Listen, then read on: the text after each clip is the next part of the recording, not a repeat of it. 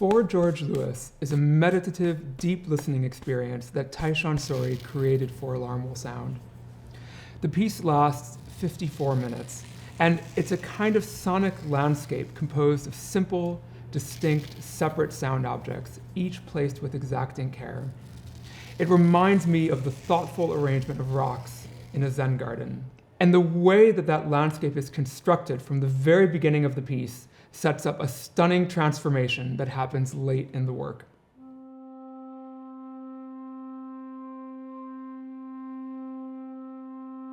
The piece begins just with Erin droning on the lowest C of her alto flute. Soon after, John plays this.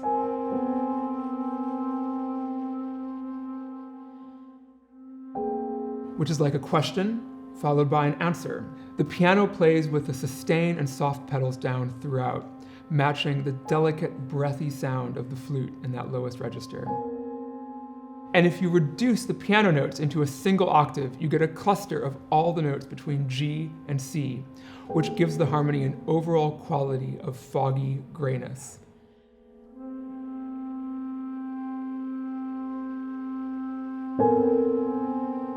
Though these materials are simple and spare, the time between them, Tyshawn's rhythms, are very specific and challenging to feel. And Tyshawn indicates that we're all to play as precisely as possible, but without the feeling of a pulse. All of which requires deep concentration from each of us as we place every note. After a minute and a half of just the flute and piano, the vibraphones join in as a kind of partner to the piano. They play this one repeated chord. The lack of overlap between the piano and vibraphone harmonies adds to that general feeling of harmonic fogginess, with all 12 chromatic pitches getting treated equally. And the rhythmic patterns are constructed so that the vibraphones and the piano never play simultaneously.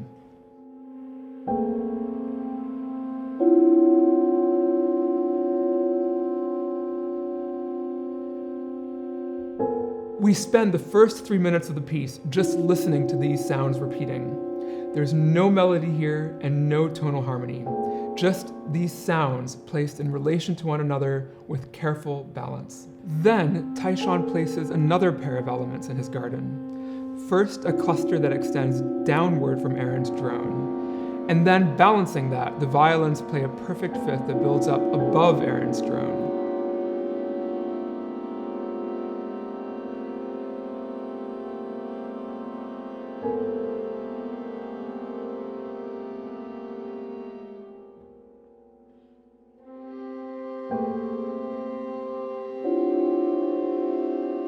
As the piece continues, more and more elements get added to the garden, often in balancing pairs.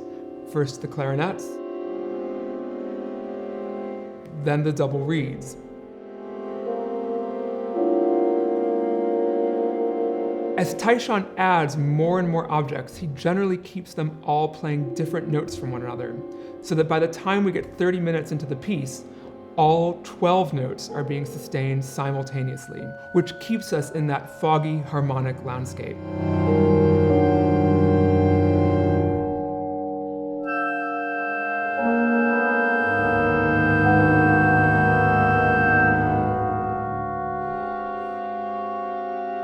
All of this sets up a stunning transformation that happens 35 minutes into For George Lewis. After filling his garden with all of these objects, Tyshawn suddenly returns us to the open space of the piece's beginning. Erin's drone returns along with the vibes and the piano. But something's changed. While the piano pattern here comes out of what John played at the very beginning, those pitches have now been reorganized into this 4-note call.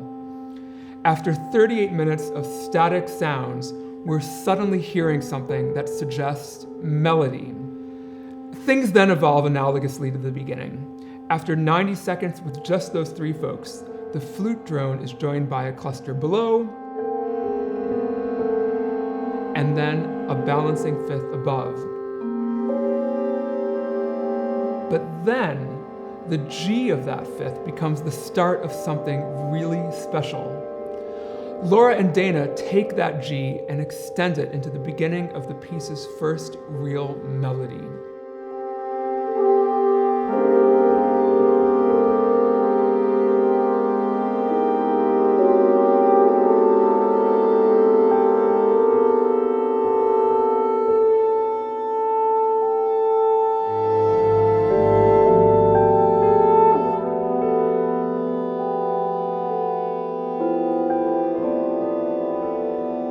It's as if that fog has lifted and some rays of light are shining through.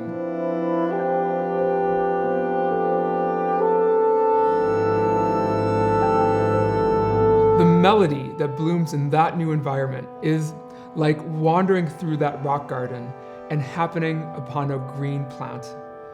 It's a surprising, delightful, quietly transcendent moment.